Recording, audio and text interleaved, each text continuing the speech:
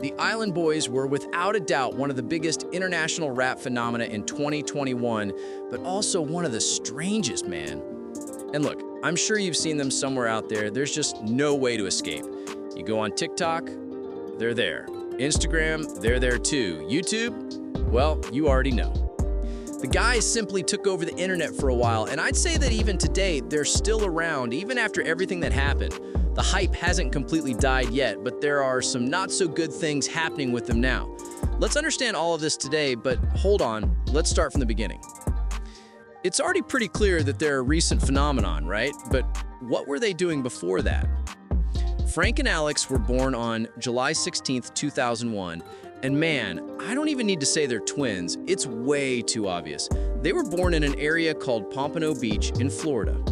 The two were raised only by their mother since their father died when they were just 6 years old. They've posted several times some photos and videos from before they had this, let's say, different appearance. And from what it seems, they lived in a pretty comfortable financial situation. Like, they didn't need to go viral in rap to have a better life. Pompano Beach is not exactly a low-class neighborhood in the United States, you know? But that doesn't change much in their story. For some reason, they started committing crimes when they were very young, like robbing houses, cars, markets, that kind of stuff. And then, logically, they were arrested a few times. The first time was when they were just 13 years old. Frank and Alex spent a year and a half locked up.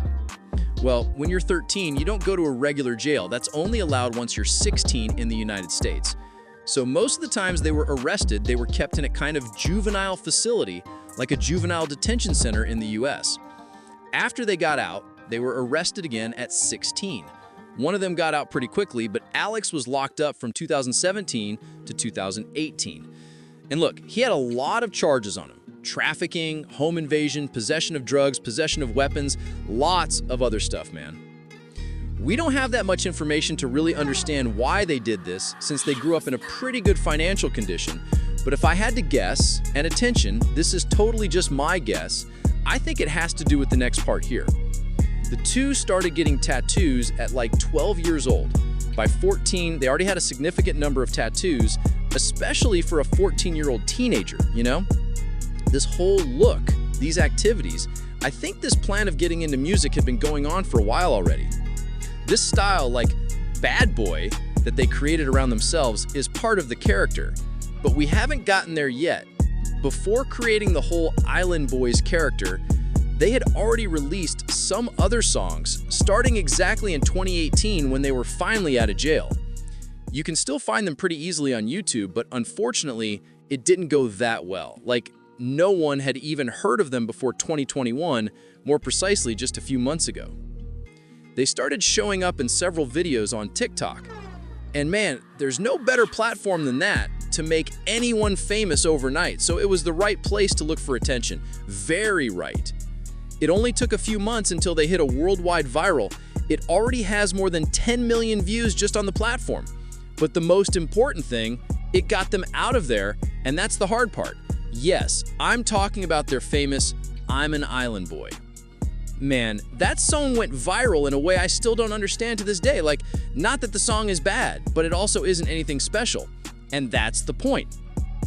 Their character is totally different from a few years ago. This year, they got a haircut that looks like Kodak Black's, but blonde. I bet that's how they asked for the cut because honestly, I don't know how else to describe it. But then we understand the power that appearance has. Because if they were just normal guys singing that exact verse, it wouldn't have gone viral worldwide like that, with several videos about them on YouTube telling their story with thousands and thousands of views. But since there's some guys with a weird style, full of face tattoos, and with liquid paper in their hair, man, I still don't get what's up with the liquid paper in the hair, but anyway. They got the attention, so it's all good, right? Not exactly. Because their reception wasn't always that good. Like, yes, they are famous, but that doesn't mean in a good way. In fact, they got and still get a lot of hate inside and outside of social media. People mocking them in every possible way, especially for their appearance. I don't think they should complain though. After all, they really wanted attention. It's something 6ix9ine was doing a few years ago, remember? Exactly the same formula, except with twins. And it worked once again. But here, it turned out a little different. They have all this hype from TikTok, But that didn't turn into respect in the rap and trap scene.